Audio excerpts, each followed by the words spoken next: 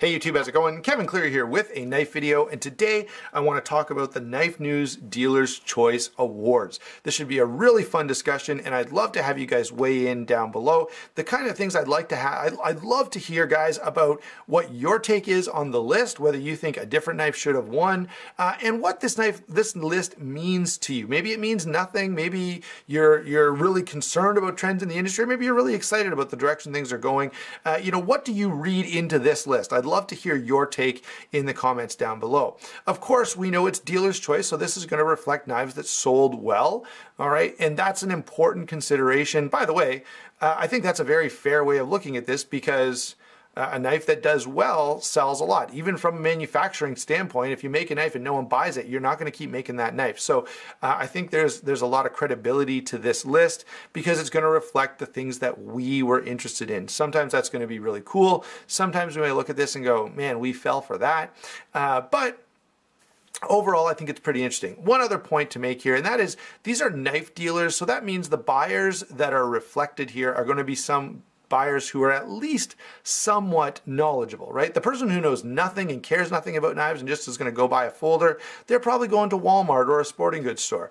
The person who goes to knifecenter.com or Knife Blade HQ or Knives Ship Free or one of the many others, GP Knives, and on we could go, they're at least informed enough to want to buy a knife from a specific place that specializes in that. Okay, so I think we're talking about a somewhat savvy buyer, if not, maybe we could argue that it's not a super savvy buyer. All right, let's go ahead now and get into the list with the categories. Now, what I will do is roll in right here all of the categories and the winners from the sort of overview page that is in all these stories, and then we'll go ahead and talk about each category individually. So you may want to pause this while this picture is up, and then we'll go ahead with the categories specifically, beginning with the best new tactical fixed blade.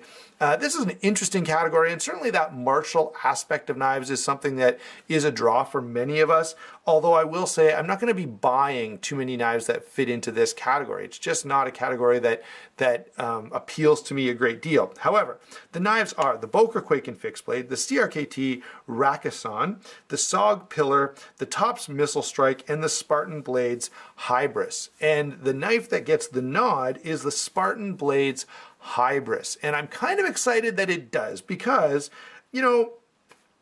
I just feel like they've done something a little different, a little more interesting than what's going on with some of the other knives. It's a little higher end and it's going to be a little more expensive, which can be off-putting to some, but I do think this is a pretty cool knife. And although, I'm not going to rush out and buy one, if someone said, hey, would you like to review this or would you like to take it out to the bush and play with it a little bit, I would be super stoked to do that because I do really like this knife. All right, so Spartan Blades Hybris. Some of these confuse me. I don't know why the Boker Quaken is on this list, but nonetheless, here we are with the best new tactical fixed blade. Remember, it's best new tactical fixed blade, okay? So it's only knives from 2017. Keep that in mind as we go through the video. Next up is the best new outdoor fixed blade. So probably for many of us, this would be a little more interesting. I definitely have a few nice outdoor fixed blades that I like to use. And in this list, we get the Buck 101 Hunter, the SECL1, which is that cleaver looking guy, the Fox Knives Tour, and the Tops El Shetty. And that El Shetty is the winner in this category. And this is not surprising. There was a lot of hype around this blade. Kind of an interesting knife, okay? And again, this is probably not one I'm going to go out and buy. I would probably be more inclined to buy like an SE Hunglis or just stick with my BK9, which I already have. But it's pretty interesting from a design standpoint, and from a utility standpoint, I could see myself getting some value out of this knife. What do you guys think? Do you think this knife is just total hype, or can you see how there'd be some value behind a sort of a cross between a heavy chopper and a machete? And I can certainly see some benefit myself. So I'd love to hear what you guys think about that pick. All right, number next is the best new multi-tool. Best new multi-tool. All right, so on the list is the Gerber Center Drive, the Leatherman Juice CS3, the Reich Slingshot multi-tool, and the SOG Baton Q2. Okay, now I've got to say the winner here is the SOG Baton Q2, and I feel like there's a lot of novelty there. It definitely feels like a lot of hype and very little substance, but I haven't had one in hand. So if you've got one and you've tried it, I'd love to hear your comments down below. Honestly, I would have liked to see the Gerber Center Drive win because I feel like they're doing something beneficial. I can definitely see the value behind having that nicely centered screwdriver and the longer knife blade. Those two things alone make this a really, really awesome multi-tool as far as I'm concerned. I have to add here that it almost pained me to say Reich Slingshot multi-tool. That stupid thing is absolutely ridiculous, and it really lowers Reich as a manufacturer in my eyes. I think that was the most foolish thing anyone could have done. But anyway, we've got this stupid Slingshot making this list, which kind of makes me question the list in general. Okay, moving on from the best new multi-tool, which was the SOG Baton Q2, I'm sorry to say, to the best knife upgrade. Now this is always cool, guys, and there are a lot of knives. You know, here's a knife right here, the Spyderco Shaman, that is a fantastic design, and I would be really excited to see this upgraded with some kind of a sprint run. Another one would be the Boker Lateralis. This is a great knife in D2 and stainless steel frame lock, but coming out with a more high-end version of this knife with higher-end materials, again, would be pretty cool. I don't know if I'd buy it because I question, you know, Boker tends to struggle with titanium frame locks, but nonetheless, this knife is really, really good, and a higher end version would be cool. Maybe from ZT, that would be ideal. Now, let me get back to the actual list. The knives that were up for this award were the Bradford Guardian 3 Sheep's Foot. Okay, the Bradford Guardian 3 Sheep's Foot, which is a really cool looking knife. The CRKT Homefront EDC. Now that's the one in the glass reinforced nylon, so instead of the aluminum handle, and they sort of made this a slightly more budget friendly version of the Homefront. So I don't know how that's upgraded. Instead it feels like downgraded, but what the heck. The Kershaw Dividend in M390, which I think absolutely deserves to be here, and the Manix 2 in Maxamet, which was a very, very popular knife. And the Manix 2 Maxamet was the winner. Now, I haven't pulled the trigger on any of the Maxamet Spydercos. I still may try to get my hands on a pair of two, but I've heard some issues with Maxamet, so I may hold off and wait until there's maybe another generation or something like that. I'm just a little hesitant because I feel like Spyderco has not quite got the heat treat dialed in yet, but obviously a lot of people did, and they went ahead and bought that Spyderco 2 Maxamet, and I think that's a good win. But the Kershaw Dividend in M390 has got to be pretty darn good on the list, as same with the Bradford Guardian 3 and the Sheep's Foot. Both of those are pretty nice looking knives, and so you know, this one I'm a little on the fence about. I do like Spyderco and I like the Manix, so I can't complain at all that one was the winner on this one. The next category, I don't know, I'm not in love with the pick, and I'm not in love with the entrance in the category either. Best new automatic, the Benchmade Casbah, the SOG Strat Ops, and the 110, the Buck 110 Auto. I kind of wonder why none of the Kershaw launch series were on this, but no one asked me, so those were the knives up for the win, and the Buck 110 Auto got the nod. And this, again, seems strange to me. That knife does not seem appealing to me whatsoever. I know there's a lot of nostalgia there, and I kind of get that. But if I was looking for an auto, which I'm not because they're not legal here in Canada, that wouldn't even be on my list of considerations. Anyway, that's the winner. I'd love to, maybe, and I would love, if you really, really disagree with me on that one, please comment down below. I know there's a lot of love for the Buck 110 out there. I'd love to hear if there's enough love that you think that knife actually should have been the winner in that category. Okay, next, best new high-end knife.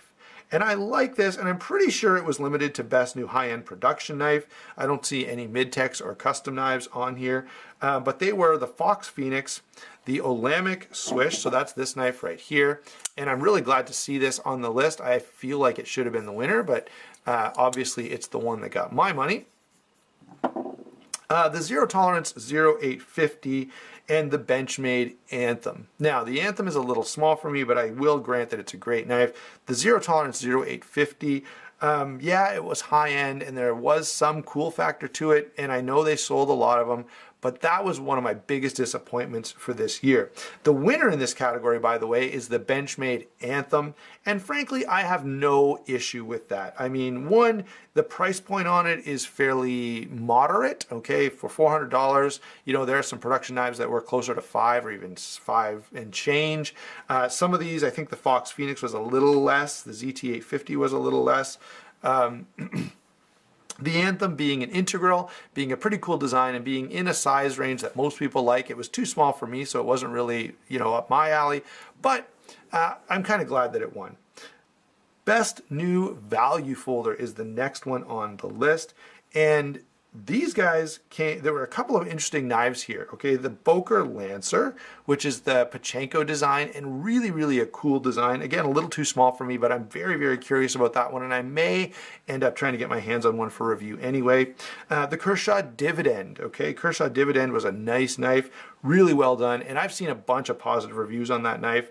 Spyderco Polestar, and what else have we got here? Oh yeah, the Steel Wheel Cutjack, the Wee Knife Blitz, which I don't think belongs on the list. I would hardly call that a value folder, and the CRKT Pilar.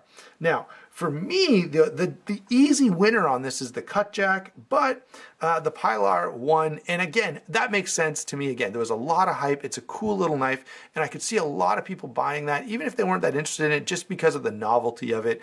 And by the way, let me say this. I think CRKT is doing a good job right now with their stainless steel frame locks. There's a few of them, and I haven't heard much bad about any of them. In fact, I've got one coming up for review in the not too distant future. I don't have it here with me, or I'd show it to you, but it's the Vizzle, the Vox design, or the Anzo design, sorry. And I do think that's a cool knife. So best new value folder was the CRKT Pilar. The best new manual folder, the best new manual folder. Now here's a list this is, of all the knives, of all the categories, this is by far the one that I'd be most interested in.